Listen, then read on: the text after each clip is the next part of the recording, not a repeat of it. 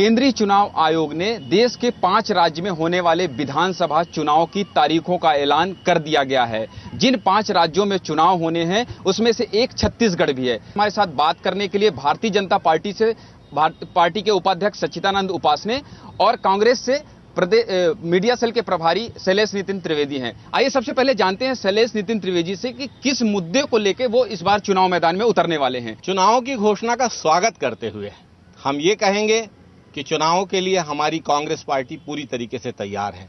आगामी चुनाव में भाजपा सरकार के भ्रष्टाचार, खनिज पट्टों के आवंटन में जो गड़बड़ी की है भाजपा ने, जिस तरीके से ऊर्जा विभाग में घोटाले हुए हैं मुख्यमंत्री के प्रभार वाले विभाग में, अनुसूचित जाति का आरक्षण 16% से घटाकर 12% किया गया, इंदिरा नागरिक बैंक में घोटाला होता है और नार्को टेस्ट में मुख्यमंत्री और 4 प्रभावशाली मंत्रियों के बारे में करोड़ों रुपए लेने की बात सामने आती है। इन सारे मुद्दों को लेकर कांग्रेस प्रभावशाली तरीके से जनता के बीच जाएगी और हमें पूरा विश्वास है कि चुनावों की ये घोषणा छत्तीसगढ़ में परिवर्तन की शुरुआत का शंखनाद है। छत्तीसगढ़ की कांग्रेस कमेटी आपसी गुटबाजी से अब तक नहीं निपट पाई है। अजीत जोगी अभी भी दिल्ली में डटे हुए हैं, पार्टी के लिए प्रचार नहीं कर रहे हैं। ऐसे में 10 साल जो भारतीय जनता पार्टी ने गुजारे हैं उससे आप कैसे निपटेंगे? आपसी गुटबाजी से कैसे निपटेंगे? देखिए, कहीं गुटबाजी नाम की कोई चीज नहीं है। ये सब भाजपा का प्रोपेगेंडा है। 4 सर्वे हुए हैं। ब्लॉक और जिला कमेटियों को प्रत्याशी चयन की प्रक्रिया में इन्वॉल्व किया गया है। हमारे सारे नेताओं की राय सुनी गई है और इन चुनावों में कांग्रेस छत्तीसगढ़ में बहुत अच्छे ढंग से जीत हासिल करेगी। इस बार छत्तीसगढ़ में तिरंगा परचम लहराएगा।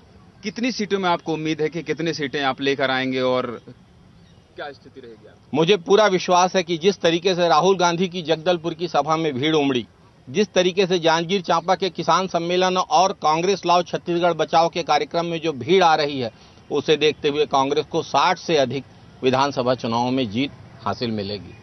तो कांग्रेस स्पष्ट रूप से कह रही है कि इस विधानसभा चुनाव में उन्हें 60 से अधिक सीटें मिलेंगी। भारतीय जनता पार्टी के उपाध्यक्ष सच्चिदानंद उपासने हमारे साथ हैं। उनसे जानते हैं कि भारतीय जनता पार्टी किस मुद्दे को लेकर इस बार चुनाव लड़ेगी और सरकार बनाने के लिए कितनी आश्वस्त है।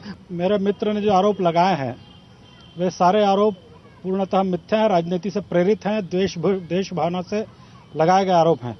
ऐसा एक भी आरोप नहीं है जिसमें किसी प्रकार से किसी वैधानिक संस्था ने प्रदेश के मुख्यमंत्री पर, मंत्रियों पर कोई आरोप मढ़े हैं या कोई दंडित किया गया है या किसी प्रकार से उन पर आरोप पत्र जारी हुआ है। जिस प्रकार से केंद्र की सरकार के मंत्रियों के खिलाफ आरोप पत्र हुए, जेल की शिक्षाओं में डाला गया। इस तरह से चुनाव नजदीक आते ही अधिकारी और मंत्रियों में आपसी टकराव देखने को मिल रहा है। इससे कैसे निपटेगी भारतीय जनता पार्टी? स्पष्ट संदेश जाता है जनता के बीच। देखिए, ये कोई बहुत बड़ा मुद्दा नहीं है और जिस प्रकार की कुछ टेक्निकल गलतियां थी उस बारे में माननीय बृजमोहन अग्रवाल जी ने जो ध्यान आकर्षित किया था उसे और मुख्य सचिव जी ने भी माना। माननीय मुख्यमंत्री की साथ बैठकर बातचीत हुई और उसका निराकरण कर दिया गया कि बहुत बड़ा मामला था, ऐसी बात नहीं है। जो कुछ समझ का फेर था दस्तावेजों को बाद में देखने के बाद, चाहे वो मुख्य सचिव हो चाहे मुख्यमंत्री जी के मध्यस्थता में बृजमोहन अग्रवाल जी ने दोनों ने मिलकर उसका निराकरण कर लिया। ऐसा नहीं हुआ कि उसको लेकर कोई आपसी मनमुटाव है या कोई बात है।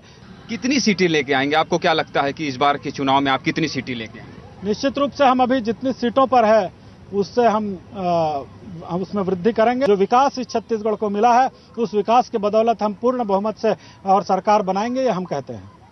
तो सुना आपने कि भारतीय जनता पार्टी और कांग्रेस स्पष्ट रूप से ये दावा कर रही है कि वो अपनी सरकार बनाएंगे, लेकिन आरोप और प्रत्यारोप का दौर चुनाव आयोग द्वारा तारीखों तय करने के बाद शुरू हो गया है।